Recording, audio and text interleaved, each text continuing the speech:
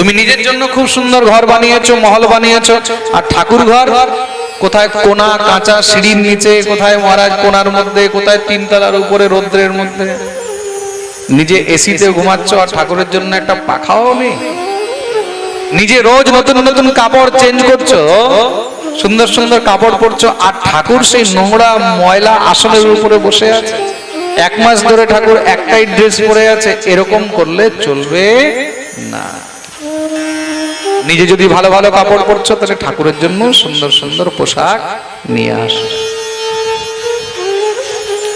মনে রাখবে, ঠাকুর ঘর যদি নোংরা থাকে, ঠাকুর ঘর যদি ময়লা থাকে, ঠাকুরের কাপড় যদি নোংরা থাকে, তাহলে সেই ঘরের মধ্যে আস্তে আস্তে অপায় শুরু হয়ে যায়।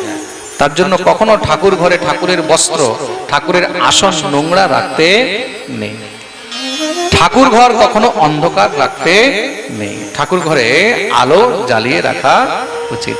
যেই গৃহে ঠাকুর ঘরে প্রদীপ জ্বালানো থাকে বা আলো জ্বালানো থাকে, সেই গৃহের মধ্যে কখনো মহারাজ ধনধান্যের কমি হয় না। প্রেম সে বলো রাধে রাধে। ঠাকুর ঘর কখনো অন্ধকার রাখতে নেই। খুব মন দিয়ে শুনবেন। দ্বিতীয়ত নম্বর,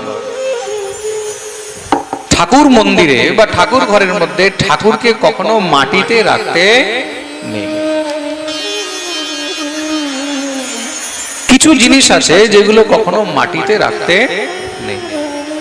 সবার জন্য বলছে, এখানে যত গৃহস্থ বসে রয়েছে, শুধু গৃহস্থ নয়, যারা সাধুরাও বসে রয়েছে বা যারা লাইভ শ্রবণ করছে, সবাইকে বলে দিচ্ছি, পুজোর ঘরে বা ঠাকুরের কোন কোন বস্তু মাটিতে রাখতে নেই। শঙ্খ, কখনো শঙ্খ মাটিতে রাখতে নেই। ঘন্টা, কখনো ঘন্টা মাটিতে রাখতে নেই। ঠাকুরকে আপনি যে ফুল অর্পণ করবেন সেই পুষ্প, ঠাকুরকে আপনি যে তুলসী অর্পণ করবেন সেই তুলসী, এগুলো কখনো মাটিতে রাখতে নেই। ভগবত বিগ্রহ, ঠাকুরের যেই কোনো বিগ্রহ কখনো মাটিতে রাখতে নেই। নিচে কিছু না কিছু আসন অবশ্য দেওয়া উচিত। খুব মন দিয়ে শুনবে কিন্তু। শঙ্খ, ঘন্টা, ফুল, তুলসী, দেব প্রতিমা মানে বিগ্রহ, এগুলো কখনো মাটিতে রাখতে নেই। আর তারপরে বিশেষ হলো প্রদীপ। ঠাকুর ঘরে যখন আপনি প্রদীপ জ্বালাবেন, সেই প্রদীপও কখনো মাটিতে রাখতে নেই। প্রদীপের নিচে অল্প হলেও ধান দেবে বা একটু চাল দেবে বা একটু গম দেবে, সেও যদি না হয় তাহলে একটু ফুল দেবে। তার উপরেই সবসময় প্রদীপ রাখা উচিত। অন্যথা এইসব বস্তু যদি মাটির মধ্যে রাখা হয়, তাহলে সেই গৃহের মধ্যে মহারাজ দেবতাগণ কুপিত হয়, রুষ্ট হয়, তখন তার শ্রী হরণ করে নেয়। তার জন্য ঠাকুর সেবার মধ্যে, ভগবত সেবার মধ্যে যেন অপরাধ না হয়, আমাদের যেন শ্রী বৃদ্ধি হয়, তার জন্য এই কিছু জিনিসগুলো কখনো মাটিতে রাখতে নেই। কৃষ্ণের রাসের মধ্যে সবাই তো ছিল, তাদের সঙ্গে রাসের অধিনায়িকা কে ছিলেন? নায়িকা ছিলেন রাধা রানী। কিন্তু বলদেবের রাসের মধ্যে বাকি সবাই ছিল, রাধা রানী ছিলেন না। কেন? রাধা কৃষ্ণ দুটি হলো একই তত্ত্ব। যেই রাধা সেই হলো কৃষ্ণ। রাধার সঙ্গে একমাত্র এই ভূমণ্ডলেই নয়, ত্রিভুবনে নয়, অনন্ত কোটি ব্রহ্মাণ্ডের মধ্যে লীলা শুধু গোবিন্দই করতে পারেন। ভগবান শ্রীকৃষ্ণকে ছেড়ে ভগবান শ্রীকৃষ্ণের দ্বিতীয় কোনো রূপ বা দ্বিতীয় কোনো অবতারও কিন্তু শ্রী রাধারানীর সঙ্গে লীলা করতে পারেন। ভগবান বিষ্ণু রূপে আসুন, ভগবান রাম রূপে আসুন, ভগবান যেই কোনো রূপে আসুন, কোন রূপে কিন্তু রাধারানীর সঙ্গে ভগবানের লীলা সম্ভব নয়। কেন? রাধা কৃষ্ণ একই তত্ত্ব, দুটির মধ্যে কোনো পার্থক্য নেই। যেই রাধা সেই হলো কৃষ্ণ, যেই কৃষ্ণ সেই হলো যেই জীব রাধা আর কৃষ্ণের মধ্যে কোনো ভেদ দেখে,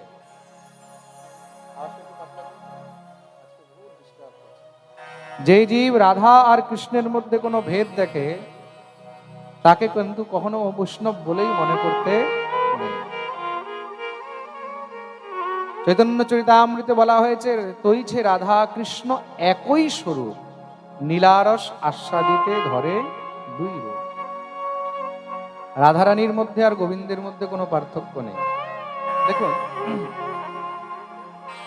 এই কথাটার উপরে কিন্তু অনেক সুন্দর বিষয় রয়েছে। অনেক ভক্তরা একটি বিষয় নিয়ে অনেকবার আমার কাছে প্রশ্ন করেছে যে মহারাজজি, তুলসী পাতা কার চরণে দেওয়া উচিত আর কার চরণে দেওয়া উচিত নয়। বর্তমানে বৈষ্ণব সমাজের মধ্যে এই জিনিস নিয়ে কিন্তু অনেক বড় একটা বিভীষিকা চলছে।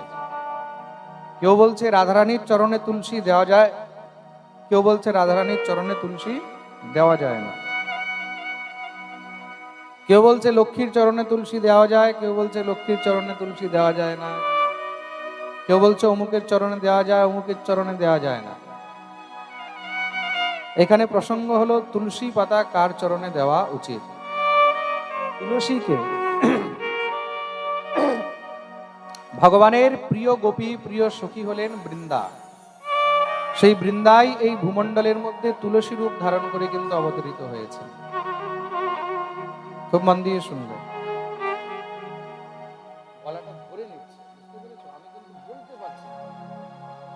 সেই বৃন্দাই কিন্তু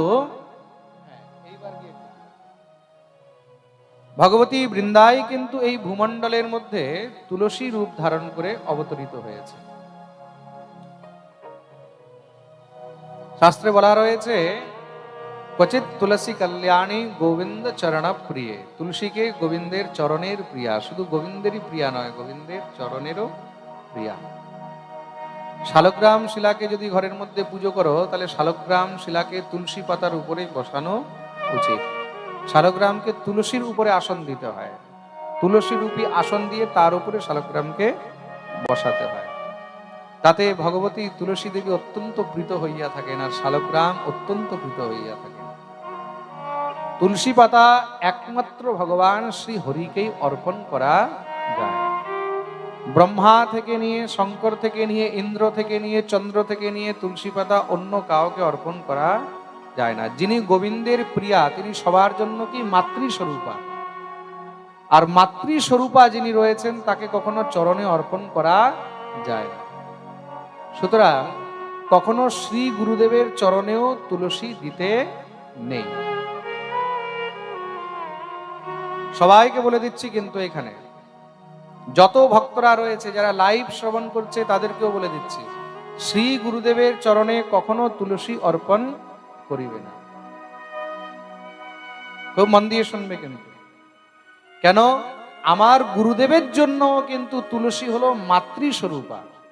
এই সংসারে এমন কোন গুরুদেব নেই যে এই কথা বলবে যে তুমি আমার চরণে তুলসী দেবে।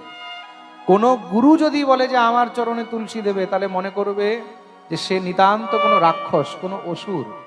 কোনো অসুরই এই কথা বলতে পারে যে আমার চরণে তুলসীকে দাও। তুলসী হলো মাতৃস্বরূপা, গোবিন্দের অর্ধাঙ্গিনী, গোবিন্দের প্রিয়া।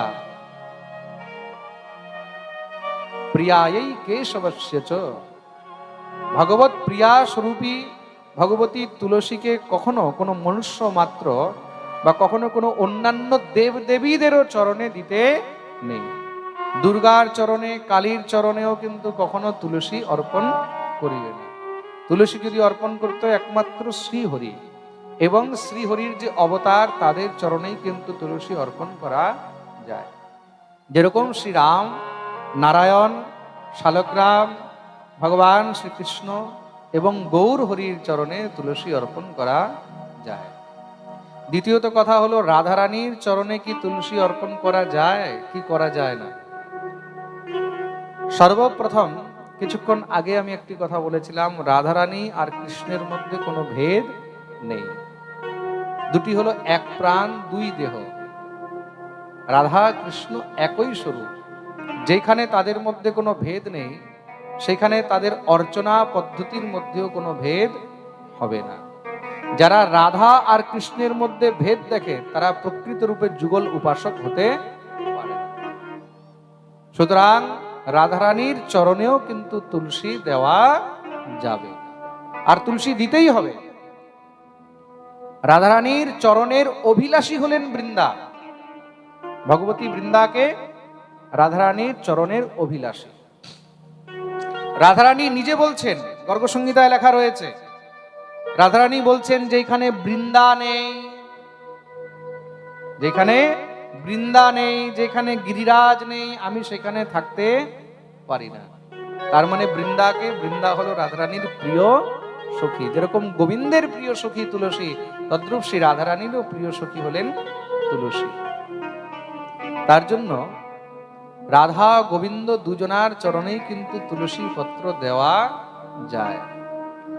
প্রেম সে বলো রাধে রাধে।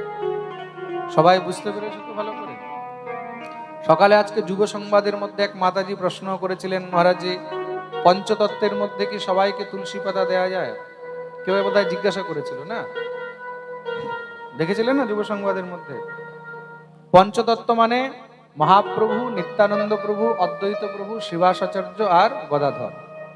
এই পাঁচজন হলো পঞ্চতত্ত্ব আমাদের গৌড়ীয় বৈষ্ণব সমাজের মধ্যে, গৌড়ীয় বৈষ্ণব ভজন পদ্ধতির মধ্যে। খুব মন দিয়ে শুনবে। এই পাঁচজন হলেন কিন্তু আমাদের পঞ্চতত্ত্ব। এমনিতে যদি দেখা যায় তাহলে পঞ্চতত্ত্ব কিন্তু বৈদিক রীতি অনুসারে কিন্তু পঞ্চতত্ত্ব আলাদা। ভূমি, আপ, নলো, বায়ু, পৃথিবী তত্ত্ব মানে ভূমি তত্ত্ব, আকাশ তত্ত্ব, জল তত্ত্ব, অগ্নি তত্ত্ব, বায়ু তত্ত্ব, এই পাঁচটিকে পঞ্চতত্ত্ব বলা হয়েছে। কিন্তু আমাদের গৌড়ীয় সম্প্রদায়ের মধ্যে যে পঞ্চতত্ত্ব বলা হয়েছে সেই পঞ্চবিগ্রহকে বলা হয়েছে, সেই পঞ্চতত্ত্ব নয়। এই পঞ্চবিগ্রহ কে কে? মহাপ্রভু, নিত্যানন্দ, অদ্বৈত, শ্রীবাস আর গদাধর। এই পাঁচজনার মধ্যে তুলসী পাতা কাকে দেওয়া যাবে? তুলসী পাতা একমাত্র মহাপ্রভুকে দেওয়া যাবে, তারপরে নিত্যানন্দ প্রভুকে দেওয়া যাবে, আর তারপরে অদ্বৈত প্রভুকে দেওয়া যাবে। শ্রীবাস এবং গদাধরের চরণেও তুলসী পাতা দেওয়া যাবে না। খুব মন দিয়ে শুনবে, কিন্তু একমাত্র এই তিনজনকেই তুলসী পাতা অর্পণ করা যায় পঞ্চতত্ত্বের মধ্যে। আর রাধা গোবিন্দ যুগল স্বরূপ, তাদের চরণেও তুলসী পাতা অর্পণ করা যায়। মনে থাকবে তো সবার? প্রেম সে বলো রাধে রাধে। প্রশ্ন আরেকটিও ছিল, তুলসী পাতা কিভাবে অর্পণ করা উচিত? তুলসী পাতা কিভাবে অর্পণ করা উচিত? এবং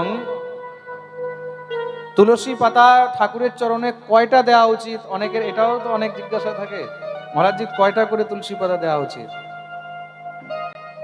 এখানে আমার যত শিষ্যরা বসে রয়েছে তাদেরকে তো আমি সব বলেই রেখেছি, শিক্ষা দিয়েও রেখেছি। দীক্ষা দেওয়ার সময় আমি সবাইকে বলে দিই, কোনো সময় ভুলেও আমার ফটোর মধ্যে তুলসী অর্পণ করবে না। অনেকে বলে বাবা তাহলে বুকের মধ্যে তুলসী দেবো, আমি বলছি একদম দয়া করে বুকের মধ্যেও তুলসী দেবে না। চরণে তো ছাড়ো, বুকেও দেবে না, মাথাতেও দেওয়ার দরকার নেই। আমার ফটোতে তুলসী পাতা দেবেই না। কদাচিৎ তুমি তুলসী দিলে সেই তুলসী মাথা থেকে খসে যদি পায়ে পড়লো তাহলে অপরাধ হয়ে যাবে। সুতরাং গুরুদেবকে শুধু ফুল দিয়েই পূজা করা উচিত, এটা আমার শিক্ষা। যারা আমাকে মানে বা আমার কথা শোনে তাদের সবার জন্য আমি বলে দিচ্ছি, শ্রী গুরুদেবকে পুজো করতে হলে শুধু পুষ্প দিয়ে, ফুল দিয়েই পুজো করবে। কোনো সময় ভুলেও তুলসী দিয়ে পুজো করবে না। না মাথায় দেওয়ার প্রয়োজন রয়েছে, না বুকে দেওয়া প্রয়োজন রয়েছে। এখন তুলসী পাতা কয়টা করে দিতে হয় ঠাকুরকে, বা কিভাবে দিতে হয়, সেটাও তো একটা জানার বিষয়। তুলসী পাতা ভগবানকে যদি অর্পণ করতে হয় তাহলে সব থেকে উত্তম হলো তুলসী মঞ্জরি। ভগবানকে তুলসী মঞ্জরি কিন্তু অত্যন্ত প্রিয়।